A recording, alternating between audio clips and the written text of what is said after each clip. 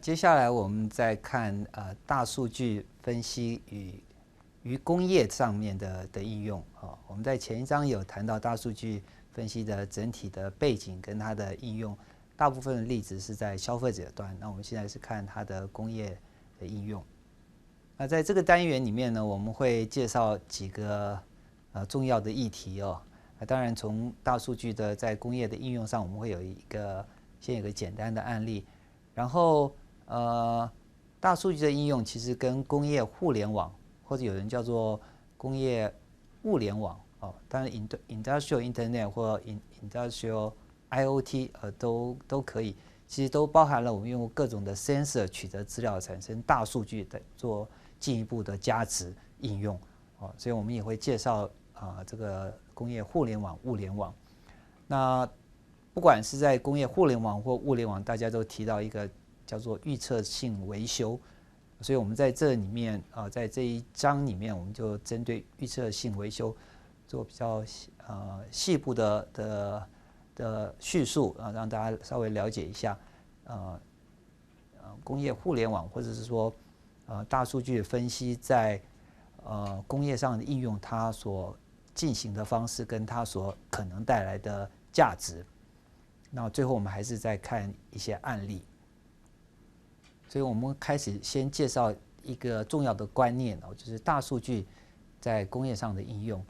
其实大数据在工业上的应用呢，我们可以想象说，我们就是用资料当做一个策略的资源，希望把策略智慧制造跟智慧服务把它串联起来哦，制造也要让它变成智慧化，服务也要变成智慧化。那这当然应该不是一个口号。那只要制造呢，我们有各种感测的能力，我们能产生资料，那这资料可以加以应用，让我们的整个工作做得更有效率，更贴切的反映出需求，它就是智慧化了。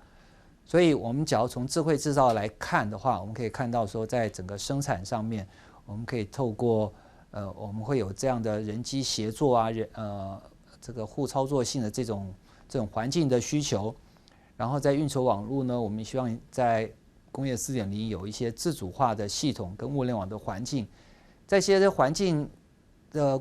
进行之下，我们会产生很多资料。其实整个过程呢，会有很多资料的产生，然后汇集成一个资料的核心。那从这些资料呢，其实我们会再进一步的结合到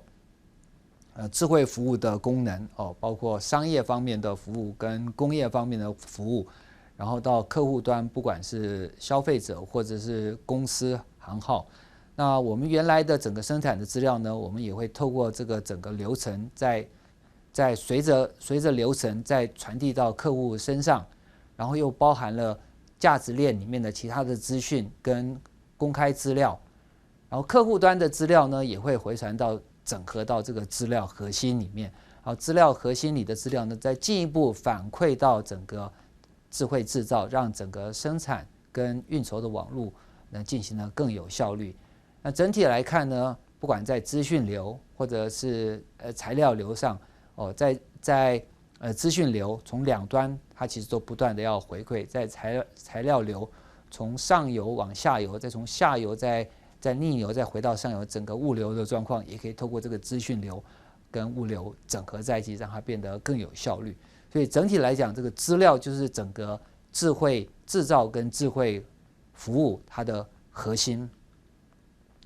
那工业上的资料呢，其实跟消费者端的资料，它当然有一些差异哦。那消费者他关心的可能是隐私权的问题，当然资料安全也是蛮重要的。但是工业端的资料呢，它的关心的重点呢，其实它应该不是叫隐私权，但它关心的重点其实非常多哦。第一个就是它的资料量其实非常大，它需要是用一个分散式的方式来储存，然后它的来源有非常多，大家必须要整合在一起，才容易发挥它的效能。那资料的拥有权呢，它的主权呢，跟资料的服务的方式呢，都必须要探讨。资料的安全性哦，事实上，因为资料必须要交换、传递、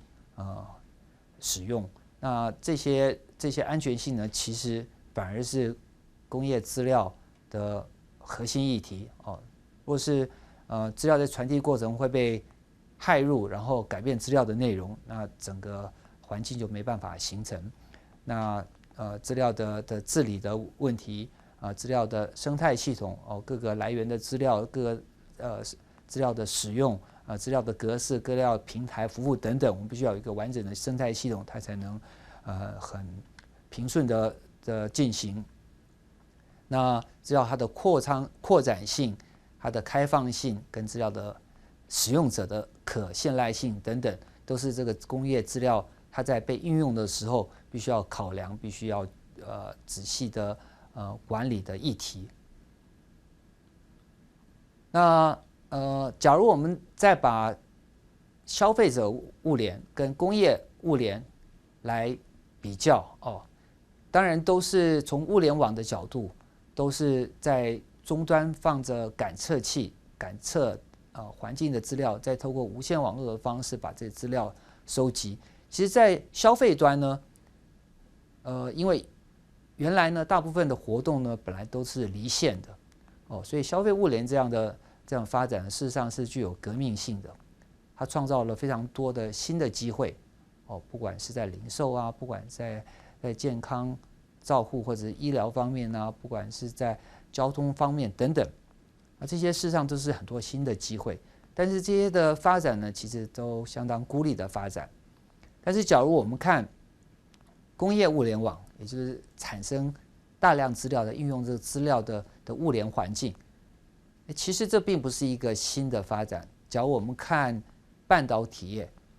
高度整合流水线的生产线，其实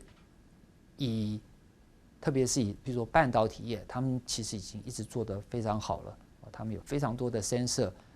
不断的 sense 各种资料，对整个制程控制已经有非常长久的发展，也有非常多的成果了可是它面对的环境其实并不是我们针对的工业 4.0 想要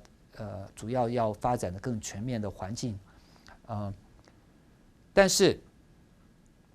它所造成的影响呢却是爆发性的。也就是虽然它不是新的，但是在这个丰富的自动化的传统上建构这新的工业互联网或者是工业物联的环境，其实它所带来的价值跟对产业所带来的冲击却是爆发性的。我们在前面的不同的章节里面有看到一些不同的例子，我们在后来还会持续的阐述就工业物联或者工业 4.0 它对整个产业所产生的冲击是非常爆发性的。那物联网它呢其实若是没有资料分析的话呢，其实它的价值呢其实只是感测而已，它收集到很多资料，但是这个资料只要没有经过像大数据分析这样的各种过程呢，其实它的贡献是有限的。就像人，我有很多 sensing 的功能，可是 sense 的功能之后我却没有办法产生知识，没有办法产生智慧，没有办法来回应外界所发生的事情